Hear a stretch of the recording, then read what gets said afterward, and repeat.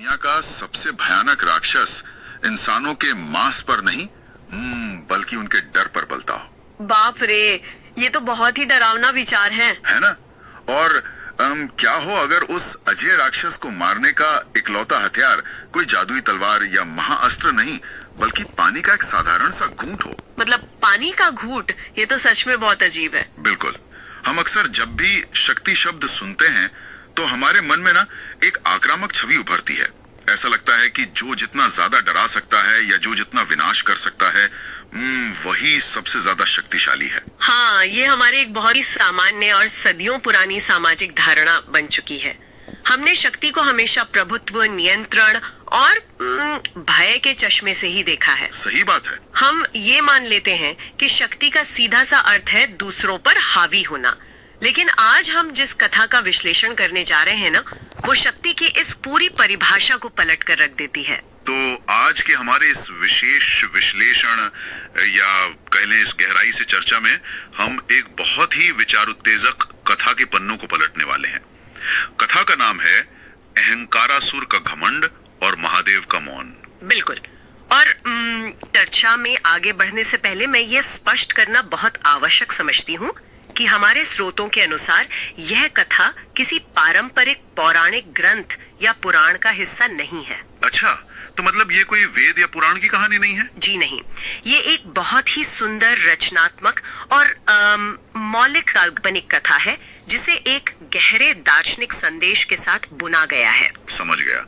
और इस चर्चा का मुख्य उद्देश्य भी यही है कि हम इस कहानी के माध्यम से ये समझें कि सच्ची शक्ति, वास्तविक भक्ति और अहंकार के बीच असल में क्या अंतर होता है। हाँ, और इस पूरी कथा में जो सबसे गूढ़ विषय है ना, वो ये है कि कैसे कभी कभी ईश्वर का मौन चमत्कारों से भी बड़ा और जरूरी सबक होता है। ईश्वर का मौन, ये बहुत दिलचस्प है। तो चलिए शुरू करते हैं। ये कथा हमें हिमालय की शांत तलहटी में बसे शिवपुरा नाम के एक बहुत ही साधारण से गांव में ले जाती है। हाँ, शिवपुरा। हाँ, प्रकृति की गोद में बसा ये गांव अपनी सादगी के लिए जाना जाता है और इसके केंद्र में एक प्राचीन शिव मंदिर है। यही हमारी मुलाकात इस कहानी के मुख्य पात्र से होती है, जिसका नाम है ईशान। ईशान, जो कि महज 12 साल का एक बालक है। बिल्कुल। और उसके जीवन में ना संघर्ष ही संघर्ष है। पिता इस दुनिया में नहीं है, माँ गौरी अक्सर बीमार रहती हैं और एक छोटी बहन भी है। घर चलाने का पूरा बोझ इस छोटे से बच्चे पर है। मतलब आप सोचिए, गरीबी का आलम ये है कि कई बार उनके घर में सिर्फ एक ही वक्त का चूल्हा जल पाता है। सही बात है। और ऐसी परिस्थितियों में किसी भी इंसान के मन में ईश्वर के प्रति क्रोध या शिकायत आना बहुत स्वाभाविक है। हाँ, कोई भी सोचेगा कि मेरे साथ ही ऐसा क्यों हो रहा है। पर ईशान का चरित्र यहीं पर सबसे अलग खड़ा होता है। उसकी भक्ति का तरीका बहुत अनूठा है। उसके पास महादेव को अर्पित करने के लिए न तो फूल खरीदने के पैसे हैं और ना ही दूध। तो वो करता क्या है? वो रास्ते में गिरे हुए बेलपत्र उठाता है, उन्हें साफ पानी से धोता है और बस शिवलिंग पर चढ़ा देता है। और जो बात मुझे हैरान करती है वो ये कि इतनी भयानक गरीबी के बावजूद वो कभी भगवान से कुछ नहीं मांगता। अरे वाह, ये तो बहुत बड़ी बात है ना? मंदिर का पुजारी भी जब उससे पूछता है कि तुम कुछ मांगते क्यों नहीं, तो वो 12 साल का बच्चा कहता है कि माँ कहती है महादेव को सब पता है, तो जो बात उन्हें पहले से पता है उसे मैं रोज रोज क्यों बताऊं। क्या बात है। ये एक बहुत ही गंभीर दर्शन है।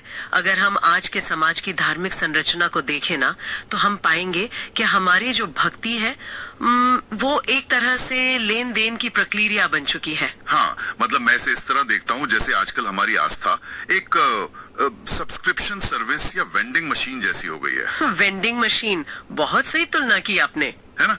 हम मंदिर जाते हैं, दान पेटी में कुछ डालते हैं और मनी मन एक लिस्ट थमा देते हैं कि भाई मैंने पूजा कर ली है, अब मेरा ये काम तुरंत हो जाना चाहिए।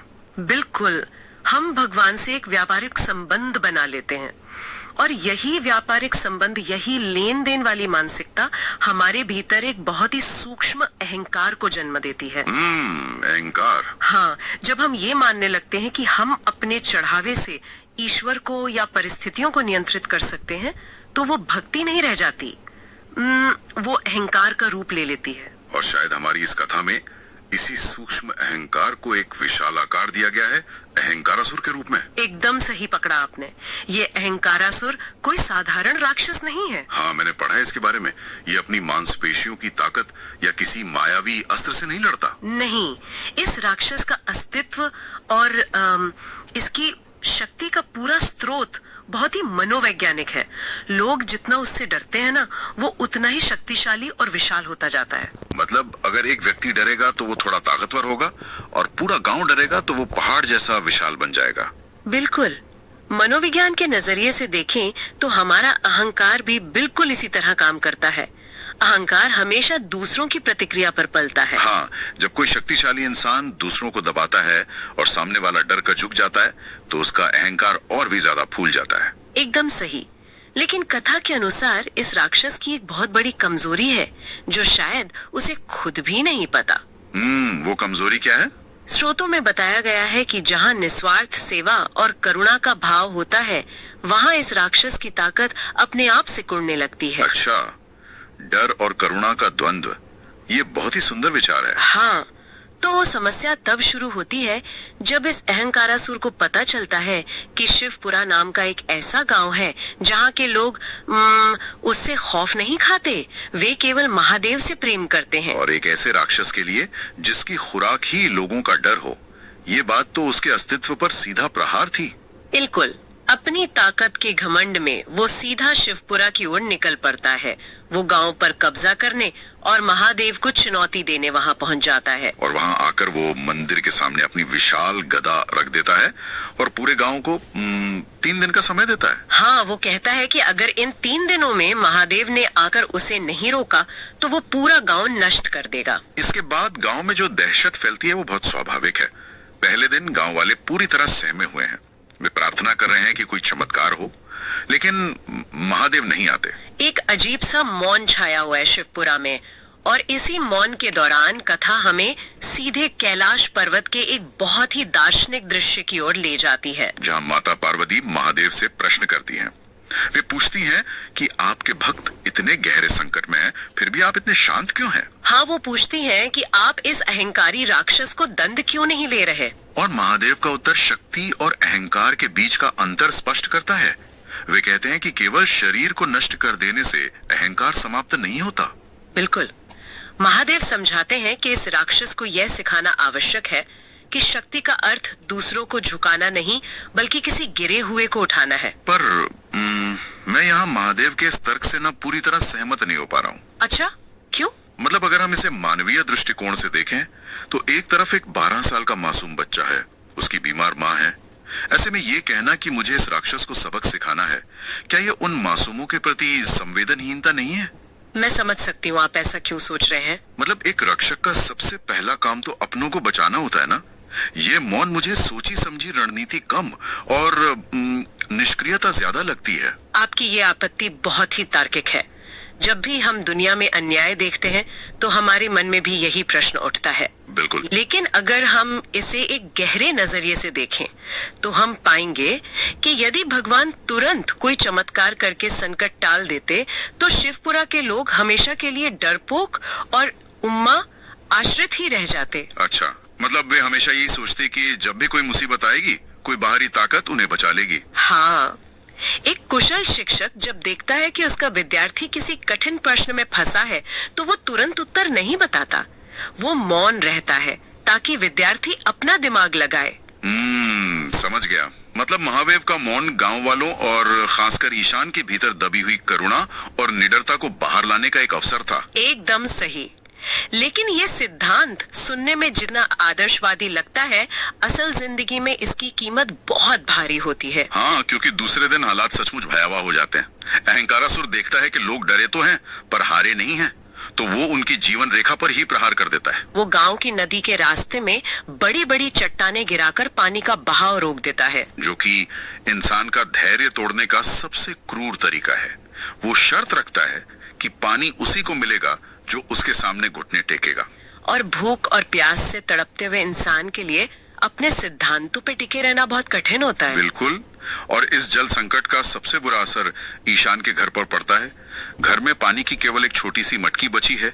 माँ को तेज बुखार है। ये एक ऐसी स्थिति है जहाँ इंसान का सबसे स्वार्थी रूप सामने आ सकता है। हाँ, और तभी उनके दरवाजे पर एक फटे पुराने कपड़ों वाला बूढ़ा यात्री आता है और पीने के लिए पानी मांगता है। ये क्षण ना मनुष्य की चेतना की सबसे बड़ी परीक्षा है। अपना वजूद बचाना बनाम अपनी इंसानियत बचाना। और जब ईशान संकोच करता है तो उसकी बीमार माँ जो कहती है वो कमाल है। वो कहती है कि इस पानी से शायद हम अपनी प्यास कुछ घंटे रोक लें, लेकिन अगर ये प्यासे को नहीं दिया तो हम अपने भीतर की इंसानियत हमेशा के लिए मार देंगे। ये विचार सच में विचलित करने वाला है कि अपने अस्तित्व से भी बड़ा कुछ है, और वो है इंसानियत।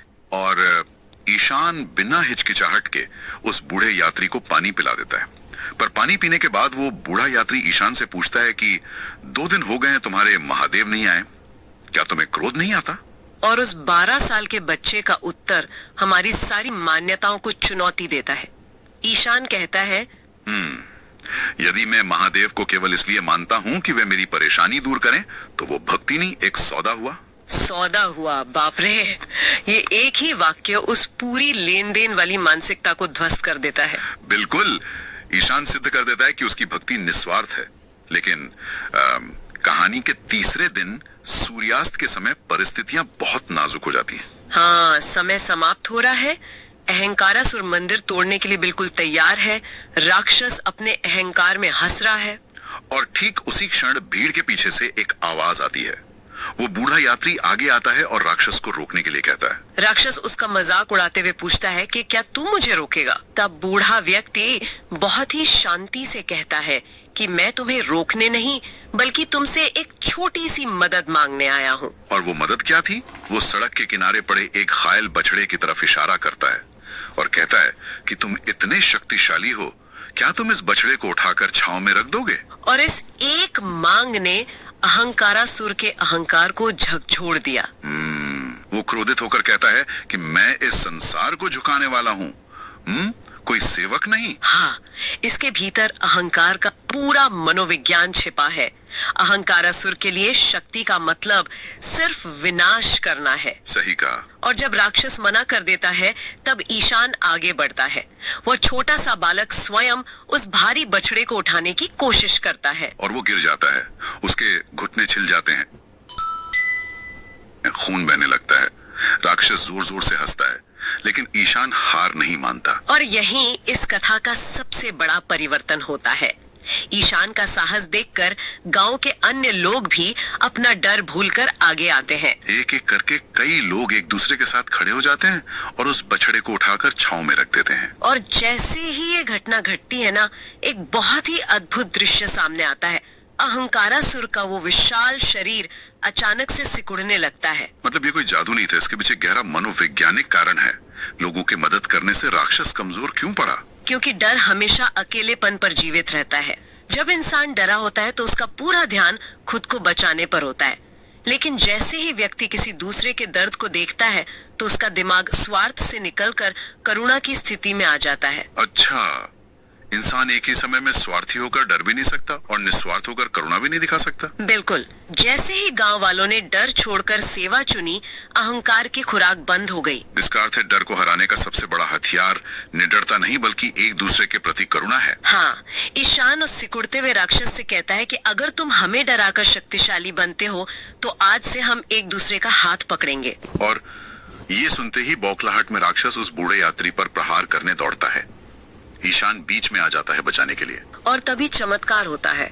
हवा रुक जाती है, मंदिर की घंटियां स्वतः बजने लगती हैं। और वो बूढ़ा यात्री अपने वास्तविक स्वरूप को धारण कर लेता है। मस्तक पर चंद्रमा, गले में रुद्राक्ष। वे स्वयं महादेव थे। बिल्कुल। और महादेव जब अहंकारासुर से बात करते हैं तो उनके स्वर में क्रोध नहीं, शांति होती है। वे कहते हैं, जिस शक्ति से निर्बल को भय मिले वह शक्ति नहीं, अहंकार है। और जिस शक्ति से निर्बल को सहारा मिले वही सच्ची शक्ति है। यह परिभाषा हमें अपने जीवन का मूल्यांकन करने पर विवश कर देती है। सही कहा। हमें देखना चाहिए कि हम अपने प्रभाव का उपयोग दूसरों को डराने के लिए कर रहे हैं या उन्हें उठाने के लिए। अहंकारासुर को भी अपनी वास्तविकता का बोध हो जाता है। वह राक्षस जिसने कभी झुकना नहीं सीखा था, वह क्षमा मांगता है। और महादेव उसे बताते हैं कि पश्चाताप शब्दों से नहीं, कर्मों से होता है। जिसके बाद अहंकारासुर अपनी शक्ति का उपयोग निर्माण के लिए करता है, नदी से चट्टाने हटाता है। उसे पहली बार दूसरों को डराने से ज्यादा किसी के चेहरे पर मुस्कान लाने में खुशी मिलती है। पर कथा का अंत महादेव और ईशान के संवाद से होता है। ईशान पूछता है कि जब आप घर आए थे तो मैंने आपको पहचाना क्यों नहीं? और महादेव कहते हैं कि तुम मुझे केवल दिव्य रूप में खोज रहे थे, जबकि मैं हर उस व्यक्ति में हूँ जिसे तुम्हारी सहायता की आवश्यकता है। पूजा तुम्हें मेरे पास लाती है और सेवा तुम्हें मेरे जीवों के पास ले जाती है। बिल्कुल। मंदिर में जल चढ़ाना भक्ति है, तो प्यासे को पानी पिलाना सेवा। भगवान केवल पर्वतों या मूर्तियों में नहीं, वे उस हर हृदय में बसते हैं जहाँ अहंकार की जगह करुणा है। और इसीलिए महादेव मौन थे। उनका मौन ईशान और गांव वालों के लिए अपनी आंतरिक शक्ति खोजने का एक मौका था। एकदम सही। कथा हमें बताती है कि शक्ति का अंतिम उद्देश्य सेवा होना चाहिए। और बता दूं, हमारे स्रोत यहाँ समाप्त नहीं होते। हाँ, उसमें आगे की घटना का संकेत है। जी। नीलकंठ सरोवर का प्रसंग, जहाँ दर्पासुर नाम के असुर ने कब्जा कर लिया है। और उसे आभास नहीं है कि जिस जल को उसने रोक रखा है, वही जल उसके कर्मों का उत्तर बनेगा। वहाँ हथियारों का नहीं, नियत का युद्ध होगा। ये तो बहुत ही रहस्यमय लग रहा है। लेकिन आज की चर्चा हम यहीं रोकते हैं। हाँ, ये हम सभी के लिए आत्मनिरीक्षण का अवसर है। बिल्कुल। हम सभी जीवन में ज्ञान, धन या पद इकट्ठा करने की दौड़ में लगे हैं। सही बात है। पर क्या हम कभी ठहर कर सोचते हैं कि हम इस शक्ति का इस्तेमाल किसी गिरे हुए को उठाने के लिए कर रहे हैं, या फिर जाने अनजाने में अपने ही भीतर एक अहंकारासुर पाल रहे हैं? इस पर विचार जरूर कीजिएगा।